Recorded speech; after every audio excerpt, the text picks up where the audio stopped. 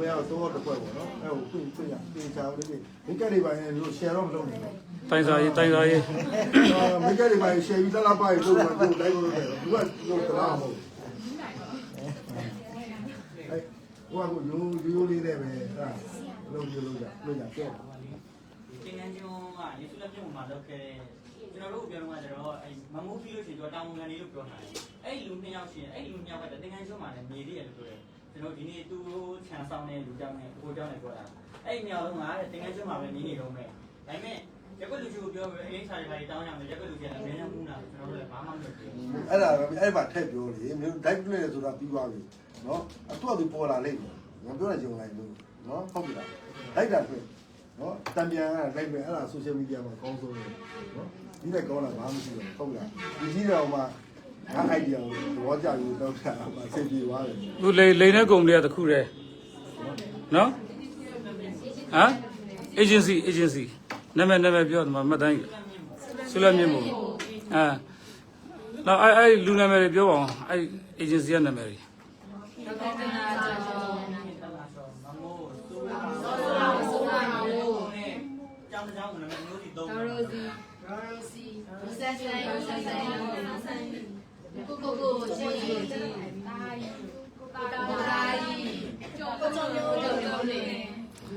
အဲ့ပထမဆုံးလာတိုင်းတဲ့19ရောက်ဖွဲ့ကတယောက်ကိုဘယ်လောက်လဲအလိန်ခံတာ130နော်နောက်10ရောက်ဖွဲ့က190လားနောက်ပြီးတော့9ရောက်ဖွဲ့ရ9ရောက်2ဖွဲ့ရ130စီအဲ့တေ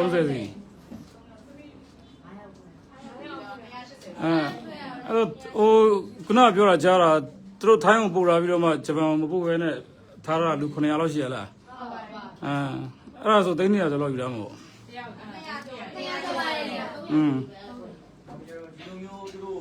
တိုင်တဲ့အတွက်ကြောင့်မို့ငေါ့ကရှိနေတဲ့ကလေးတွေကိုဘတ်လုပ်ပေးဖို့ရပတ်စံနေအားလုံးလည်းပေးထားရတယ်နဲ့ပတ်စံနေရောယူထားပြီးတော့ဘတ်ကိုလည်းလုံးမပေးဘူးဘာလို့လဲဆိုတော့ညီတို့ကငါတို့တိုင်နေဆိုပြီးတော့ကလေးကိုလည်းချင်းချောက်ထားတော့ကလေးတွေလည်းလုံးဝမလုပ်ရဲဘူးတယောက်မှလည်းတန်မပေးရအောင်ဘက်ကလည်းတို့လက်ထဲမှာနားကြတော့အားလုံးကဒီဝေးနဲ့ဒီထားပြီးတဲ့ကြောင့်သူတို့ကလည်းလက်ထုပ်လိုက်မယ်ရှင်းနေတာဆောင်းနေအောင်စိတ်ကူးကြောင်းပါတယ်အပူနဲ့အရင်တင်မယ်နော်အရင်တင်မယ်နောက်ကလိုက်တင်ကြဟုတ်ပြီလားနော်အဲ့တော့ဒီဆူလမြင့်မှု agency မှာနေဝင်းကဘာဆိုပြီးတော့ဆိုင်းဖို့လည်းတတ်တင်ရတယ်စာချုပ်ချုပ်တာနေဝင်းကဘာလို့ပေါ့စာချုပ်ခဏပြီးပါအောင်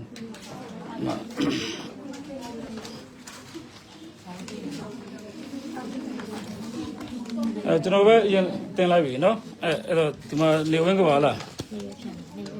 နော်သူတို့ကဂျပန်နိုင်ငံသွားလောက်ကန်ရန်ဆိုတဲ့နေရာမှာဒီတာချီလေးကလွတ်မယ်တော့အောင်ပြီးတော့ဘောလားပြီးတော့နောက်စီကန်းချက်ကလည်းတော်တော်လေးကိုပြင်းထန်တာနော်သူတို့တမတ်သားမလိုက်နိုင်လို့ရှိရင်မှဟိုပြန်မပေးဘူးလို့ပဲဟဲ့လားငွေအမောက်မကြီးတော့လားဘယ်လိုယူရဆိုငွေပမာဏမကြီးတော့လားပေါက်ချလာလားအခုကဒါဟိုမတင်လို့မရတော့ဘူးတိတ်ုံတောင်းနဲ့ချီပြီးတော့လိန်လာတာအဲ့တော့ဘန်ကောက်ရောက်ပြီးတော့မှအဲ့လိုသူတို့အိမ်တွေငားပြီးတော့မှအဲ့လိုဖြစ်ထားတာတွေက900လောက်ရှိတယ်ဆိုတော့နော်ဒါတွေကအားလုံးဝိုင်းပြီးတော့ share ပေးဖို့လိုတယ်နော်ဟိုမှာဟို Facebook မှာအခုတင်နေပြီနော်ဝိုင်း share ကြတော့လား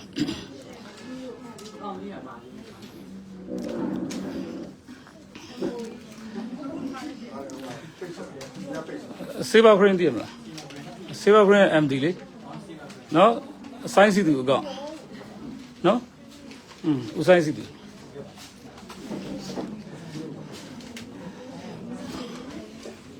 ဒါက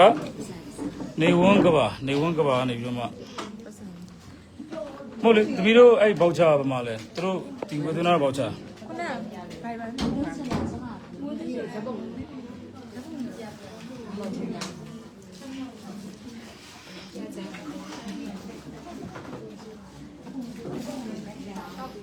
ဓာတ်ပုံကတော့ကိုယ့်အောင်တင်ကြတော့နော်မဒါအခုဒါဟိုအားလုံးရှိတုံးလေးဒါနော်အခုလိုက်လွင့်ပေးတာနော်အကြည့်ရလို့အောင်တရားပြည့်တော့မှာအခုရမ်းပြန်တယ် မကြည့်နဲ့လူတရားရှိတော့မယ်မပါသေးရင်မရဘူးနော်မဟုတ်တာဘာလို့ဆိုဟိုကိုလင်ခံရတာကဒါရှင်းပြရင်ဟိုကိုညံ့လို့လင်ခံရတာမဟုတ်ဒါသူတို့ကလိန်ဖို့ရွေတာလို့လင်ခံရတာမပါဘူးထိုင်နေတယ်အပေါ်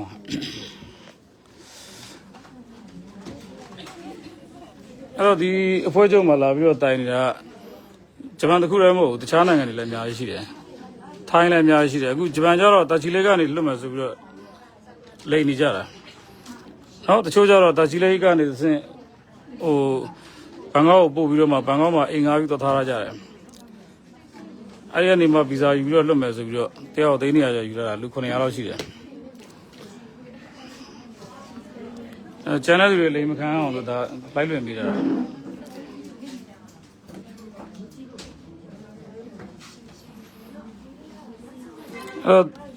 တရားဝင်သွားဖို့ခက်ခဲနေတဲ့အချိန်မှာဒီလိုမျိုးတရားဝင်လမ်းကြောင်းနေပြီးတော့မှနော်ဒီလိုယုံစီယုံပြီးတော့မှငွေတွေကောက်နေကြတယ်အဲတော့သူတို့ဒီဟိုဗာလဲတက်တော့မှလဲ Lucky 7 International ဆိုပြီးတော့မှအဲ့ဒီအကောင့်နဲ့တက်တော့မှတင်နေတာလည်းရှိတယ်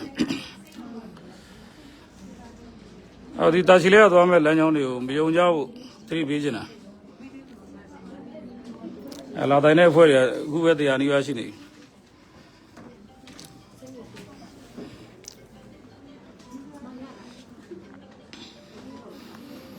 နောက်ပြီးတော့ဗာလဲအခုကန့်ဝင်ဖို့ဗာလဲဟလာဟိုဘာကန့်လဲကွန်ပျူတာသင်တန်းနဲ့ဂျင်လဲလားဂျင်ကစားဖို့အဲ့ဒါကို16သိန်းတောင်းတယ်လား16သိန်း5တောင်းဒီကွန်ပျူတာနဲ့ဟိုခုနဂျင်ကစားတာနဲ့ဟိုတကယ်ပြောတင်နေဟာဟုတ်ပါဆရာအဲ့တော့အားလုံးဘယ်လောက်ကြာမလဲတင်တာဟုတ်လေတင်တန်းကအချိန်ဘယ်လောက်ကြာဒီ3လ16သိန်း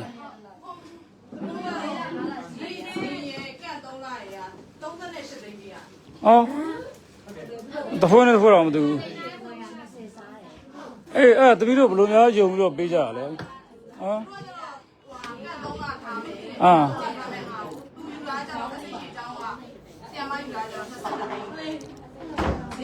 အဆိတ်ရှိ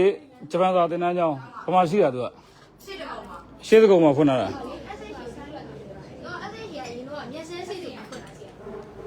မျက်စမ်းစေးအော်အဆိတ်ရှိကရင်တော့မျက်စမ်းစေး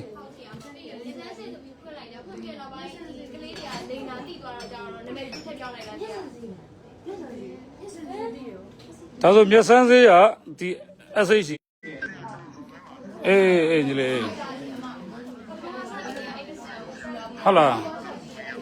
အေးမကိုကြီးကဟိုမှာဟိုအမိုးကြီးရဲ့အဖွဲ့ချုပ်မှာဂျပန်သွားမဲ့ကလေးတွေမှာဟိုအလိန်ခံတာအများကြီးပဲလာတိုင်းလို့အေးဟိုဘယ်လိုလုပ်မလဲဟိုပြင်တစီနဲ့ဟိုပို့လိုက်လဲရပါတယ်အေးဒီလေဟိုလောက်လိုက်လေဟိုတစီကပဲမှာမုံမိုးတော့လွှဲပေးလိုက်မယ်အေးနော်ဟိုလိပ်စာတည်ရပလားအေး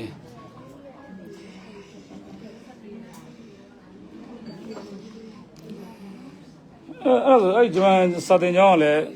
လိမ့်နေဟလာဟိုငွေသွင်းတော့ဘယ်ကိုသွင်းရလဲ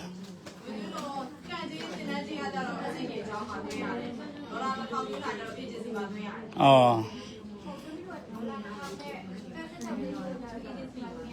ာ်မတူဘူးနော်အဲ့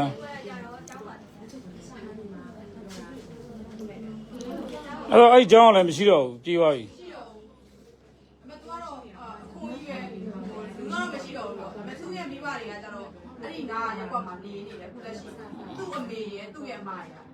အဆိတ်ရှိ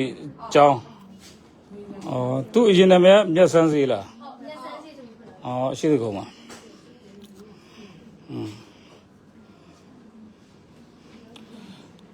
ဟိုကိုလည်းသတိရအောင်မလုပ်ပေးနိုင်တော့သူတို့လိုက်လွှင့်ပြီးတော့ဟိုအကူကြီးတောင်းမှပဲရတော့မှာလက်ရှိဒီ agency license ကလည်း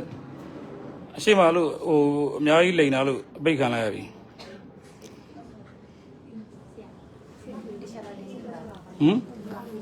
အကောင့်လား အမိုးကြီးမို့အော်ညငါမသိကြဘူးဝမ်းနေဦးအောင်ကောင်း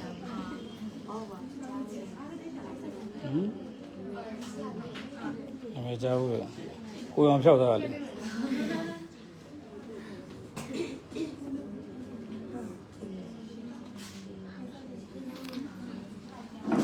အမရေဘူးတွေရှိတယ်မ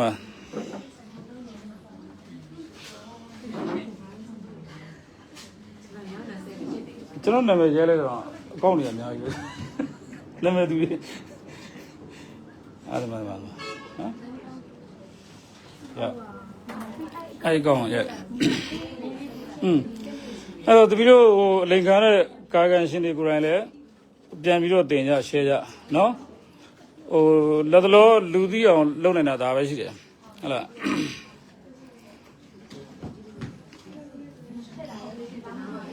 ကိုမိန်းကလေးတွေရွယ်မှာလင်ခံတာတိမ်းမောင်းမှာဟိုတယောက်350နေရမှာသူမတော်စားပါအောင်အပြင်မှာတော့ထိုင်တယ်နေလိုက်နော်ဒါအားလုံးဟိုသဘောတူလို့ဟိုဒါလိုက်လွင်ပေးတာနော်ဟုတ်လားတွေ့လားအကောင့်တွေ့လား SAI ဆိုင်အောက်က SI နောက်က SI တည်းရှိရတဲ့ဆက်တယ်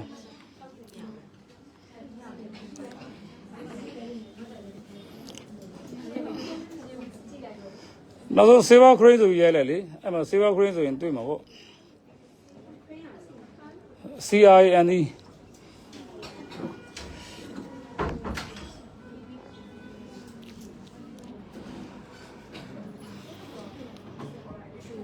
ဘယ်တိုင်လို့တိုင်မှမသိကိုယ်လည်းအကြမ်းကုန်တော့မှဥက္ကဋ္ဌပြောလို့လိုက်လင်းပြီးတော့တင်လိုက်တော့တယ်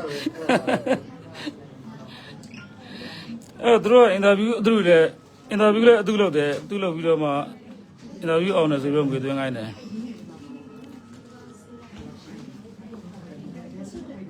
ရလားတွေ့လားကြိုက်ပြရမလားဟမ်ဟာလား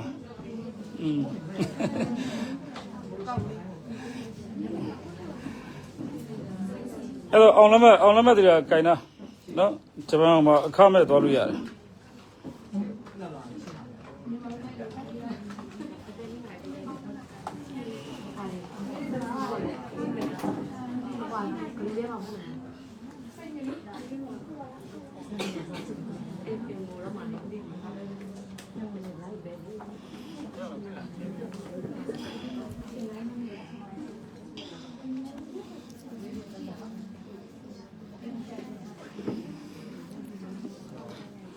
ထိုင်းကိုပို့လာပြီးတော့မှဂျပန်ကိုသွားမယ်ဆိုပြီးစောင့်နေတဲ့ကလေးတွေက300ကျော်တွင်းလာပြီးတော့မှလူ900ကျော်လောက်ရှိတယ်နော်ဟိုထိုင်းမှာဗိုက်ရိုက်ခွင့်ရပြီဆိုလို့ရှိရင်ဗိုက်ရိုက်ပေးမယ်အဲ့လိုမျိုးပြောတယ်ဒီမှာမသွားသေးတဲ့ကလေးကလည်းဘယ်လောက်ရှိမလဲမသိဘူး4-5လောက်ရှိမလားမသိဘူးခုလောလောဆယ်လာတိုင်တာပဲ100နီးပါးရှိနေပြီအဲ့တော့ဟိုအလိန်ခံတဲ့ပတ်စံတယောက်နဲ့တယောက်မတူဘူး150ရှိတယ်130ရှိတယ်190ရှိတယ်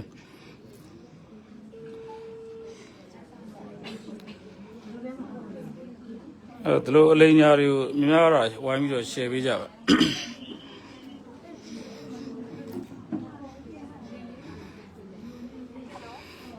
ရောက်ပြီလား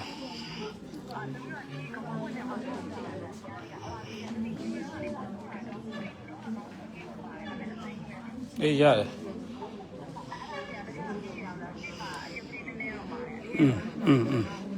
ရှိရလားယူရလားရတယ်အေး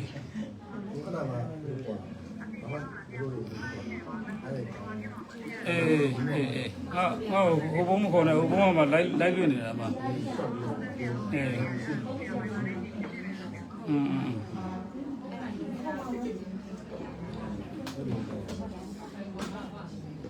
တပည့်တို့ငွေရပြေစာမထုတ်ပေးဘူးလား3ချိန်အကုန်လုံးအခြေသွင်းပြီးမှငွေရပြေစာကိုထုတ်ပေးမယ်ဟာတော့ကဒီရှားပိတ်မရဘူးလားဒီစာချုပ်တော်မှာဒါကိုရတာလားအဲ့ဒါကိုမပြီးတော့အားဒီမှာငွေလက်ခံတဲ့သူနာမည်ပါတယ်ခန်းထဲကလည်းဖုန်းတွေတသိတွေပါတယ် ကိုနေနာမသိဟောဟုတ်ကဲ့ပြောခဏဟိုဘာလို့လဲမသိ အဲ့ကလေးတွေကတိုင်ရမှာကြောက်တယ်လေတိုင်ရမှာကြောက်တယ်ဆိုတာသူတို့ကတိုင်လို့ရှိရင်ဟိုဗလဲဟိုမတော်တော့မလို့တော့ဆိုပြီးတော့သူတို့ချိန်ချောက်တဲ့ခါကျတော့မတိုင်ရဲကြဘူး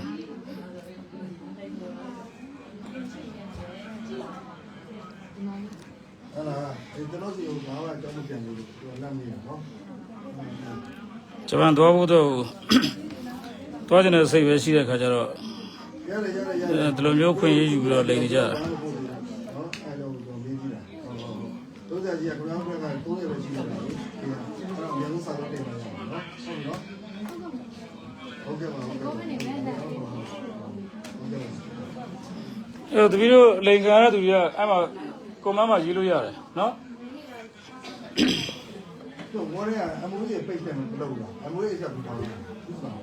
ကိုပြောစမှာတယ် ဒီလေကလာလေးလာနေအဲ့တော့โอเคဟုတ်ပြီ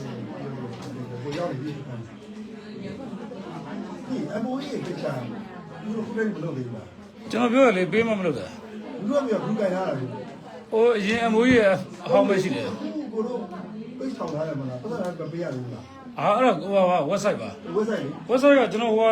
ရပြီလေအခုဒီအဟွာတွေ data တွေပေးလိုက်ရပြီဆွဲပြသွားပြီဒါပေမဲ့ Facebook ကမလုပ်ရသေးဘူးလေ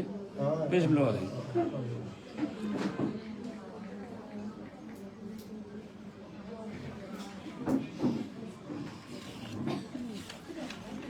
အဲ့တော့ဒီ agency ကလောလောဆယ်ရုံးခန်းတွေလည်းပိတ်တယ်နောက်ပြီးတော့ SH ဂျပန်စာတင်ကျောင်းကလည်းကျောင်းတွေပိတ်ပြီးတော့ဟမ်ဒါငွေသွင်းတာဒါကငွေသွင်းတာ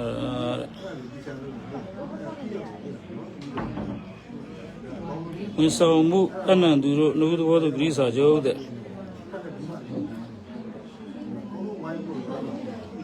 ပထမရက်ကဒေါ်လာ1000ဒုတိယရက်က1000 တတိယရက်ကဒေါ်လာ800နဲ့ဟိုပါလေ တတိယရက်ဒေါ်လာ800နဲ့ government tax အော်ဘယ်တော့မရိုင်းလဲဆိုတော့ဟိုတာချီလိုက်ကအောက်လန်းလွတ်သေးတယ်အမ government tax 5% ယူသေးတယ်တော်မှမရိုင်းတာပါ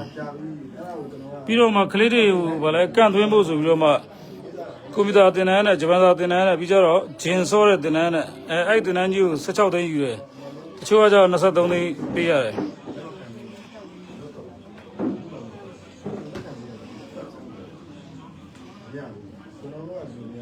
အော်ဒီတစ်တော်တွေမှာလည်းတင်လာတာတာချီလေးကနေပြီးတော့မှလေနဲ့တာချီလေးကိုသွားတယ်တာချီလေးကနေမှဟိုဘကန်ကူးတယ်အဲ့ဒါတွေကိုတင်လာကြတာ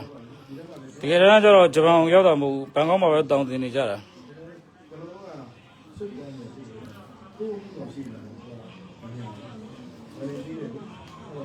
နော်ဒါတွေသိအောင်မှာဒါအလွယ်ကူဆုံးနဲ့အမြန်ဆုံးနည်းလမ်းနဲ့ပဲဒါလိုက်လွင်ပြီးတော့တင်ပေးလိုက်တာအဲ့တော့ကာယကံရှင်ရဲ့ခွင့်ပြုချက်နဲ့တင်ပေးတာ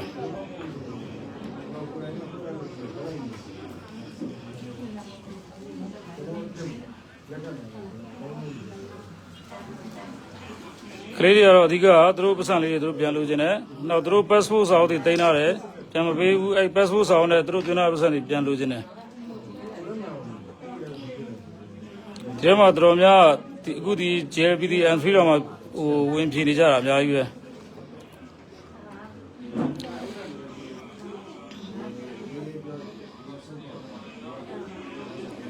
လူ900နော်လူ900လောက်ကဘန်ကောက်မှာတောင်းတင်နေတယ်အဲ့တော့ထိုင်းမှာရှိတဲ့လူသမားတန်ရာရှိရုံးတွေပါတယ်အဲ့ဒါတွေကဒါတွေစုံစမ်းမှုတော့လိုနေပြီ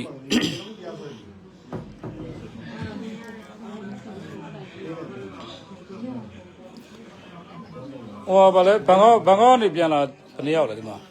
တမီးတယောက်လဲလားဘန်ကောက်ကနေပြန်လာတယောက်လဲအဲ့တော့တမီးတို့ဘယ်လိုထားလဲဟိုမှာကျတော့တိုက်နေထားတာအာကလာမကြတယ်ထားတော့လောင်းတန်းပြရတယ်ကိုလုံးပြီးပြုံးပြီးပတ်စံ82သိန်းတက်သွားတယ်ဒီသွားပြီးတော့အဲ့နာဒီတိုင်းယူလဲမလားစာနဲ့ကျောင်းမှာပြစ်ထား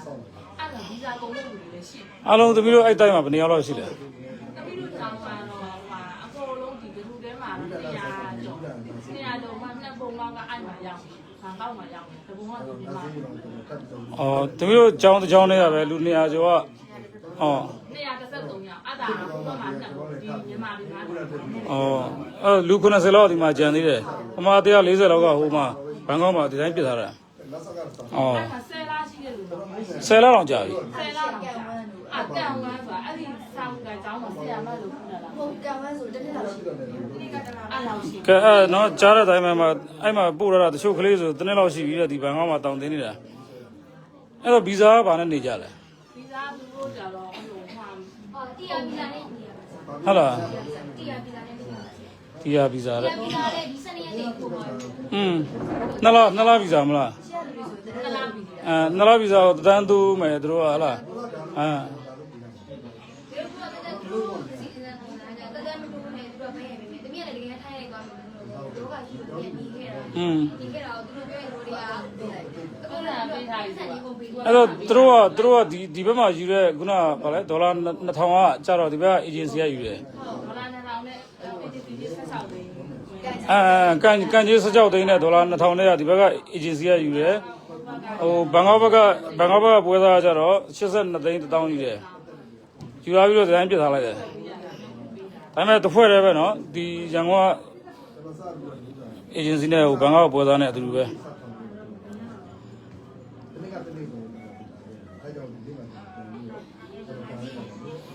အဲ့တော့ဟိုဆရာပြောလို့ပဲဆောင်းပွဲတွေအောင်လို့နော်ဒီလိန်ခံရတာလည်းတစ်ပိုင်းဒီမှာဒါမရရတဲ့အနေနဲ့ပြန်တော့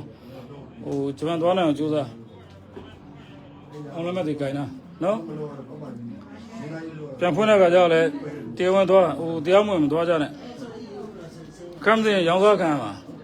နော်ဒါကြီးကမဟုတ်ဘူးဒါတပီးလို့စီကငွေအများကြီးရတာလို့ရောင်းမစားတာ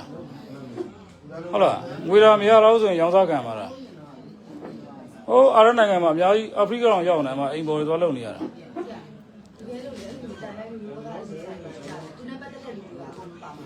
ဒီဥရတော့မှဆက်တာလို့မှနော်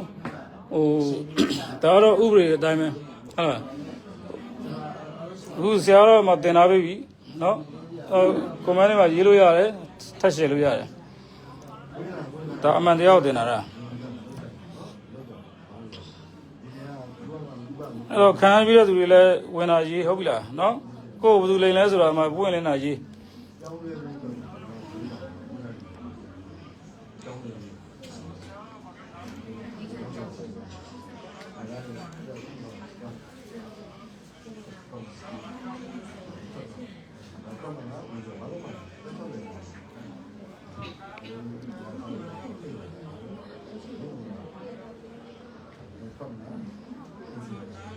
အဲ့တော့ဂျပန်စာသင်ကျောင်းတွေလည်းသတိထားနော်ဒါအမှုရဲပါမှာအဲ့တော့ဒီဂျပန်စာသင်ကျောင်းတွေလည်းဝိုင်းဝန်းပြီးတော့ဖြည့်ရှင်းပေးကြကိုเจ้าကိုနာမည်ရအောင်အဲ့လိုမျိုးရှောက်ပြီးလို့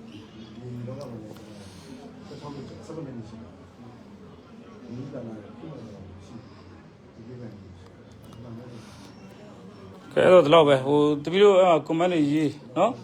ကိုဖြစ်စဉ်တွေကြိုက်တာရေးလို့ရတယ်ဟိုလိုက်လို့နေတာဒီလောက်ပဲ